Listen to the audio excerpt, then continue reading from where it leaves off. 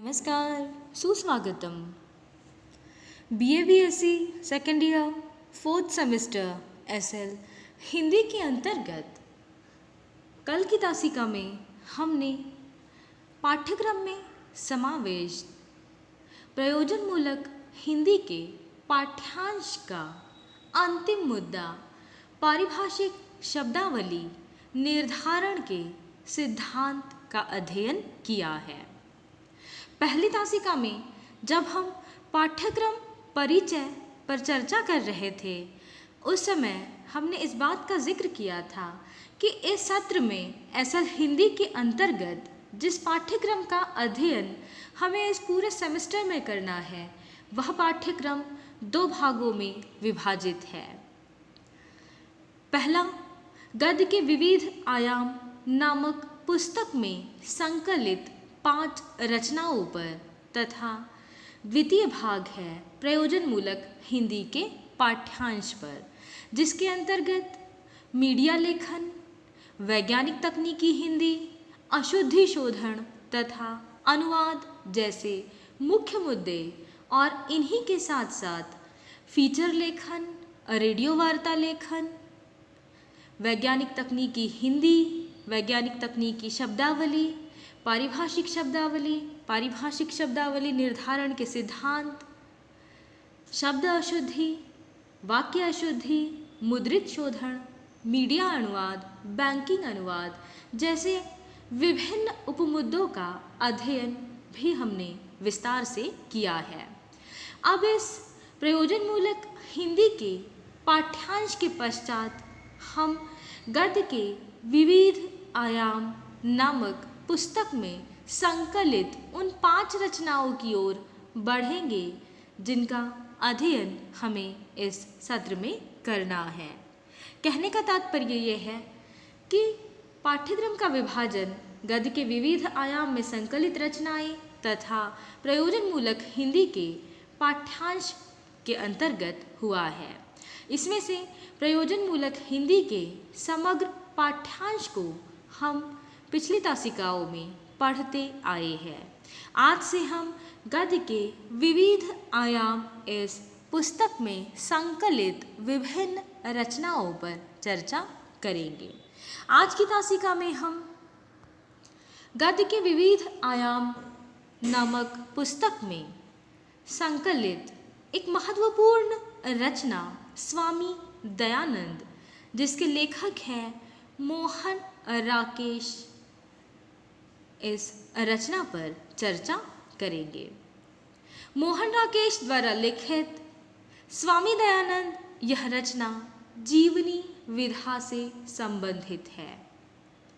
जैसे कि पुस्तक के शीर्षक से ही इस बात का पता हमें चलता है कि गद्य की विभिन्न विधाओं से संबंधित अलग अलग रचनाओं का समाहार इस पुस्तक में हुआ है। प्रत्येक रचना किसी अलग विधा को प्रस्तुत करती हुई दिखाई देती है। ठीक उसी प्रकार से ही स्वामी दयानंद यह रचना जीवनी विधा से संबंधित है, जिसके केंद्र में स्वामी दयानंद सरस्वती के जीवन की विभिन्न घटनाओं का लेखा जोखा लेखक मोहन राकेश ने प्रस्तुत किया है। इस रचना को पढ़ने से पहले या फिर जीवनी किसे कहा जाए, इस विधा को समझने से पहले आज हम रचनाकार मोहन राकेश के परिचय पर अर्थात उनके व्यक्तिगत जीवन साथ ही हिंदी साहित्य जगत में उनके द्वारा दिए गए साहित्यिक योगदान पर भी चर्चा करेंगे। 8 जनवरी सन 1925 ईस्वी में अमृतसर के पंजाब में जन्मे श्री मोहन राकेश हिंदी के बहुमुखी प्रतिभा संपन्न रचनाकार है।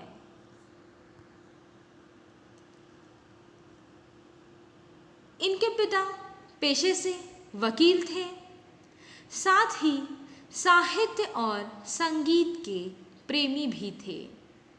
इस बात से ही अनुमान लगाया जा सकता है कि पिता की साहित्यिक रुचि के परिणाम स्वरूप ही मोहन राकेश में भी साहित्य के प्रति रुचि का विकास बचपन से ही हुआ। मोहन राकेश ने लाहौर के ओरिएंटल कॉलेज से शास्त्री की परीक्षा उत्तीर्ण की। इनका मूल नाम मदन मोहन गुगलानी था तथा हिंदी साहित्य जगत में यह मोहन राकेश के नाम से लिखा करते थे और इसी नाम से हिंदी साहित्य जगत में पहचाने जाने लगे। हिंदी गद्य की विभिन्न विधाओं में लेखन करने वाले श्री मोहन राकेश ने पंजाब विश्वविद्यालय से हिंदी तथा अंग्रेजी जैसे विषयों में एमए की परीक्षा उत्तीर्ण की। किशोर अवस्था में ही पिता की मृत्यु के कारण थोड़ी सी कठिनाई का सामना उन्हें अवश्य करना पड़ा, किंतु बावजूद इसके इन्होंने अपनी पढ़ाई जारी रखी। एक अध्यापक के रूप में अध्ययन अध्यापन के जीवन की शुरुआत करने वाले मोहन राकेश हिंदी साहित्य जगत में नई कहानी आंदोलन के प्रमुख हस्ताक्षर के रूप में भी पहचाने जाते हैं। इनका रुझान लघु कहानियों के साथ साथ नाटक जैसी विधा की ओर भी रहा। दिल्ली, जालंधर, शिमला और मुंबई जैसे विभिन्न शहरों में अध्यापन का कार्य करने वाले मोहन राकेश अपनी साहित्यिक रुचि के कारण अध्यापन कार्य ज़्यादा समय तक नहीं कर पाए और उन्होंने साहित्य सृजन का मन बना लिया। आरंभ में सारिका नामक पत्रिका का संपादन भार भी संभाला तथा इसके पश्चात लेखन की ओर प्रवृत्त हुए और आजीवन हिंदी साहित्य जगत में अपनी लेखनी के माध्यम से, विभिन्न रचनाओं के माध्यम से श्रीवृद्धि करते रहे। मोहन राकेश एक ऐसे साहित्यकार हैं जो अपनी लेखनी के माध्यम से नाटक तथा रंगमंच को भी जीवंतता प्रदान करते हुए दिखाई देते हैं।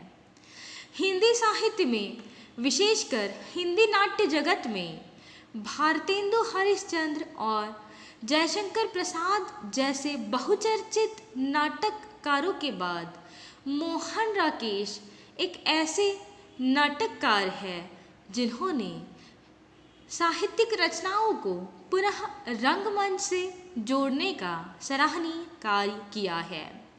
हिंदी नाट्य साहित्य में भारतेंदु हरिश्चंद्र और जयशंकर प्रसाद के पश्चात यदि कोई लीक से हटकर नाट्य लेखन करने वाला नाम उभरता है तो वह मोहन राकेश का ही है। ऐसे बहुमुखी प्रतिभा के धनी श्री मोहन राकेश ने हिंदी गद्य की विभिन्न विधाओं में लेखन किया है। अंधेरे बंद कमरे, न आने वाला कल, अंतराल, नीली रोशनी की बाहें जैसे प्रमुख उपन्यास लिखने का श्रेय मोहन राकेश को दिया जाता है। उपन्यास विधा के साथ साथ कहानी विधा के अंतर्गत भी मोहन राकेश ने लेखन किया है। उनके प्रमुख कहानी संग्रहों में क्वार्टर, पहचान तथा वारिस नामक 3 कहानी संग्रह, जिनमें कुल 54 कहानियां संकलित हैं, विशेष उल्लेखनीय है। मोहन राकेश की कहानियों में निरंतर एक विकास मिलता है जिससे वह आधुनिक मनुष्य की नियति को प्रस्तुत करते हुए दिखाई देते हैं। कहानी से लेकर उपन्यास तक में उनकी कथा भूमि अर्थात कथा का केंद्र शहर में रहने वाला मध्यम वर्ग है। राकेश द्वारा लिखित कुछ कहानियों में देश विभाजन की पीड़ा की अभिव्यक्ति भी हुई है। उपन्यास तथा कहानियों के पश्चात आषाढ़ का एक दिन, लहरों के राजहंस तथा आधे अधूरे जैसे नाटक लिखने वाले श्री मोहन राकेश इन नाटकों के कारण साहित्य जगत में अति चर्चित एवं प्रसिद्ध है। नाटक लेखन के साथ साथ नाटक के ही एक अन्य रूप एकांकी में भी उन्होंने लेखन किया है। उनके द्वारा लिखित एकांकियों में अंडे के छिलके तथा अन्य एकांकी, बीज नाटक, दूध और दांत जैसी एकांकियां विशेष उल्लेखनीय है। मोहन राकेश जी ने उपन्यास, कहानी, नाटक इन विधाओं के अतिरिक्त यात्रावृत्त, जीवनी संकलन, रूपांतरण, निबंध संग्रह जैसी विभिन्न विधाओं में भी लेखन किया है।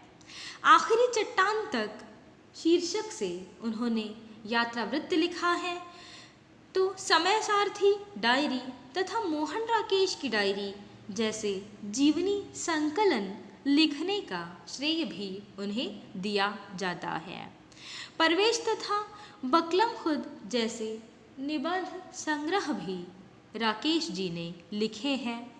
इन सभी सृजनात्मक विधाओं में लेखन के अतिरिक्त उन्होंने रूपांतर अर्थात अनुवादक के रूप में भी कार्य किया है, जिसके अंतर्गत संस्कृत के शाकुंतलम तथा मृच्छकटिकम नाटकों का हिंदी नाट्य रूपांतर श्री मोहन राकेश ने किया है।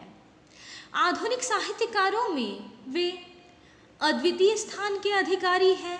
अपनी प्रखर बुद्धि से हिंदी साहित्य जगत में मोहन राकेश ने जो श्रीवृद्धि की है, उसके लिए हिंदी साहित्य जगत सदैव इनका आभारी है।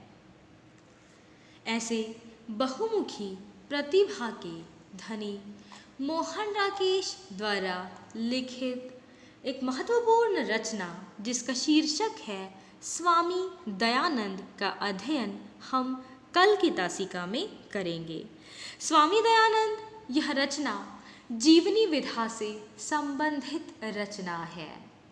जीवनी से तात्पर्य या जीवनी की परिभाषा कुछ इस प्रकार से दी जा सकती है कि जब कोई साहित्यकार किसी महान व्यक्ति के जीवन की घटनाओं को क्रमानुसार साहित्यिक शैली में अभिव्यक्त करता है, तब वह विधा जीवनी विधा कहलाती है। और इसी विधा से संबंधित स्वामी दयानंद सरस्वती के जीवन की विभिन्न घटनाओं को उद्घाटित करने वाली एक महत्वपूर्ण रचना जिसका शीर्षक है स्वामी दयानंद, जिसका अध्ययन हम कल की तासिका में करेंगे। धन्यवाद।